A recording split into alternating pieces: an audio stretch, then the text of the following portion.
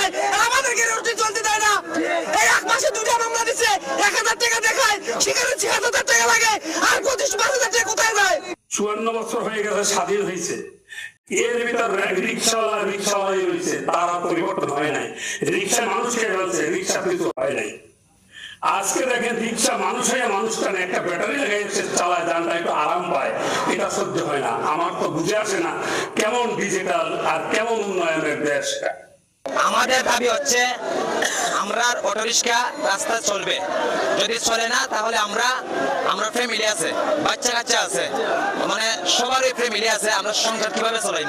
Autorickshaw বারোই নিয়ে আমরা আপাতত মানে চলতাম পারলাম।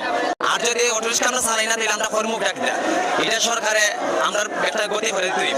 আমরা ভাই অটো চলবো না হলে ডিসি তুই গেলি